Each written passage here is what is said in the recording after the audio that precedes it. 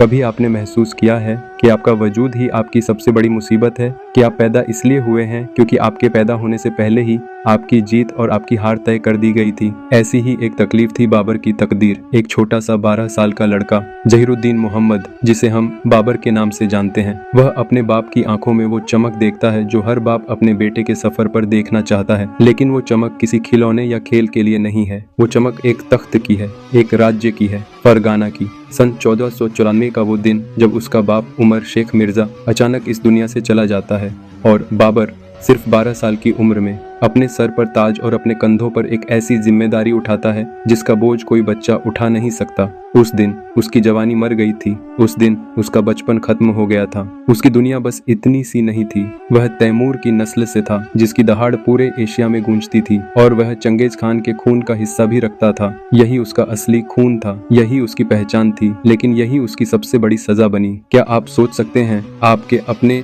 आपके रिश्तेदार, आपके अपने खून के लोग सिर्फ एक तख्त के लिए आपके खिलाफ हो जाएं? यह थी उसकी हकीकत। उसके आसपास के हर शख्स, हर अमीर, हर चाचा उसके लिए खतरा बन गया था।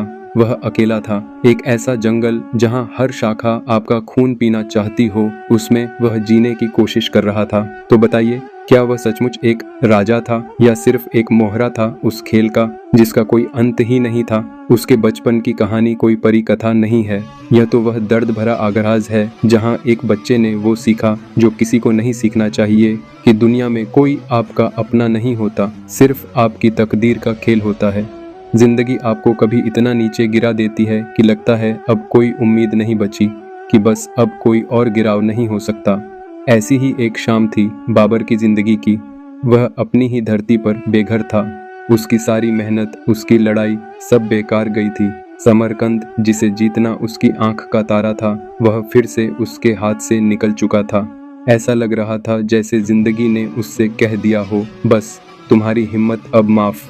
कुछ साल बाद एक नई सुबह की कल्पना करो। वही बाबर जो अपनी नाकामियों से टूट चुका था, अब काबुल का बादशाह है।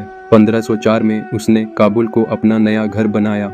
यह कोई आम जीत नहीं थी, यह उसकी जिंदगी का वो मोड़ था जहां उसने एहसास किया कि अगर वह अपनी विरासत को वापस नहीं पा सकता तो क्यों न वह एक नई विरासत की बुनियाद डाले। उसके अंदर का जोश, वह टाइगर जो सो गया था, जाग उठा और फिर उसकी नजर हिंदुस्तान की तरफ गई। लेकिन हिंदुस्तान का सफर भी आसान नहीं था। 1546 की वो सुबह याद करो। पानीपत का मैदान, एक तरफ इब्राहिम लोदी की फौज जिसमें हजारों हाथी और लाखों सिपाही हैं, और दूसरी तरफ बाबर की छोटी सी फौज जिसके पास सिर्फ 10-12 हजार साथी हैं। ऐसे में कोई और होता तो हार मानकर वापस चला जाता, लेकिन बाबर ने वहां अपनी आखिरी लड़ाई लड़ने का फैसला किया। उसने अपनी फौज को एक नई रणनीति सिखाई। उसने तुलुगमा रणनीति का इस्तेमाल किया, जिसमें फौज को अलग अलग हिस्सों में बांटकर दुश्मन को घेर लिया जाता था। और सबसे बड़ी बात, उसने तोपों का इस्तेमाल किया। हिंदुस्तान में ऐसी आग पहली बार देखी गई थी। वह जीत गया। दिल्ली और आगरा उसके कदमों में थी, लेकिन क्या वह खुश था?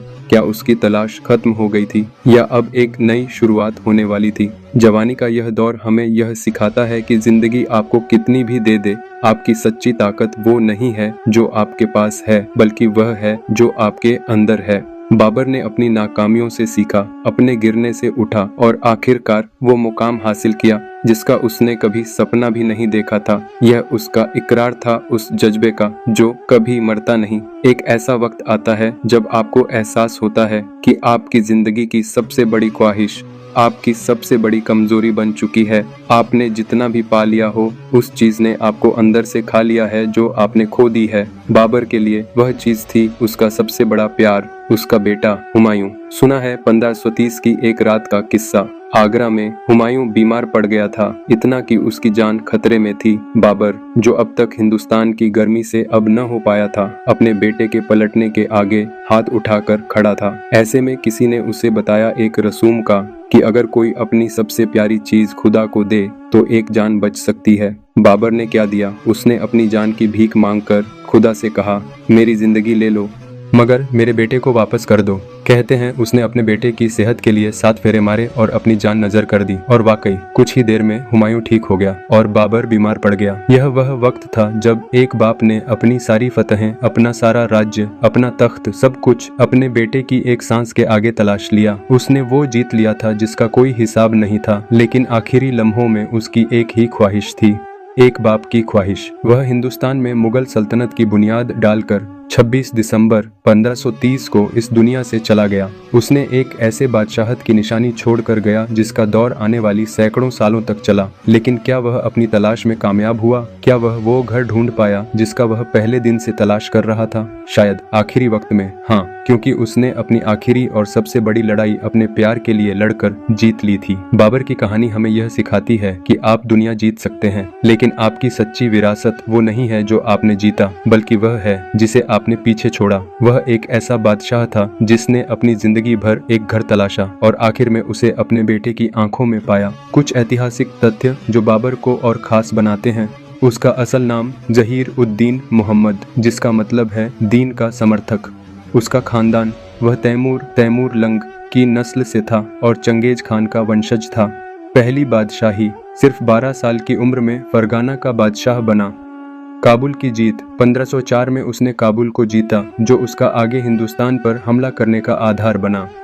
पानीपत की फतह, 21 अप्रैल 1526 को उसने पानीपत की पहली लड़ाई जीती, जिसमें उसने कम सिपाहियों के बावजूद तोपों और अच्छी रणनीति का इस्तेमाल किया। एक कवि का दिल, बाबर एक बहुत अच्छे शायर भी थे। उनकी आत्मकथा बाबरनामा, जो उन्होंने अपनी जुबान चगताई तुर्की में लिखी, आज भी एक बहुत ही अहम दस्तावेज मानी जाती है। बाबर की यह कहानी सिर्फ एक बादशाह की नहीं, बल्कि हर उस इंसान की है जो अपनी पहचान की तलाश में है।